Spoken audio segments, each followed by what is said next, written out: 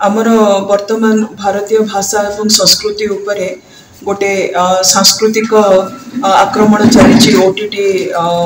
विज्ञप्ति माध्यम OTT platform टा जनसमाज आमर जी उपकार आसूची अपकार भी आसूची कारण आम जाचु जे डिजिटलाइजेशन बा विज्ञान जी उपकार करे से अपकार भी करे आमर आम ओटीटी प्लाटफर्म टाको व्यवहार करने द्वारा साधारणतः आम आमर मूल संस्कृति ठारू आमर जो सांस्कृतिक मूल्यबोध रोचे ताठारू आम समस्ते दूरे जाऊँ आम युव समाज को उन्नति करने आम हुए तो दौचु डिजिटल गैजेट दौचु व्यवहार करने किंतु आमर अजाणत आम युव गोष्ठी तंटी चिपी हत्या करुचु कहले अत्युक्ति हम ना या द्वारा कौन हो जो आम अतीत आम जानूँ आमर पिला बेले आमर जो जेजेमा जेजेबापा बा बापा माँ अमल आम आमर सांस्कृतिक कार्यक्रम आम नाच गीत अपेरा है लोक संस्कृति लोक नाटक है ताकू जिते आम उपभोग करूँ सामूहिक भाव में करूँ एवं समस्त मनोरंजन टाक गोटे माध्यम भाव में आम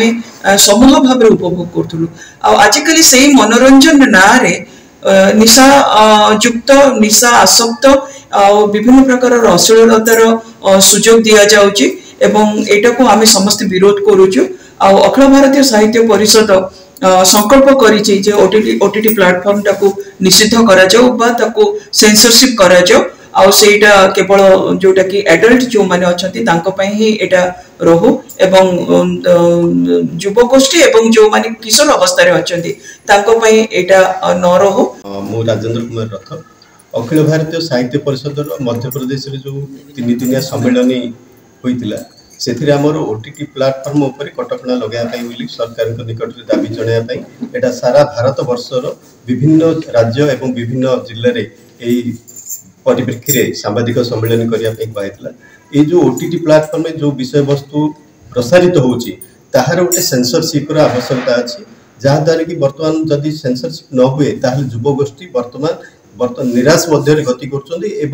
युव समाज को बिगाड़ी दूसरी से दिगरे पदक्षेप नापी ये जो सांबादिक सम्मेलन माध्यम आपण मानक आम जनाऊँ जे सरकार निकट में आमर भयसटा पहुँचू एवं सरकार या दिगरे कार्यानुष्ठान ग्रहण करी उपयुक्त कार्यानुष्ठान ग्रहण करी आगामी दिन में जो ओटीटी प्लाटफर्म कार्यक्रम प्रसारित हो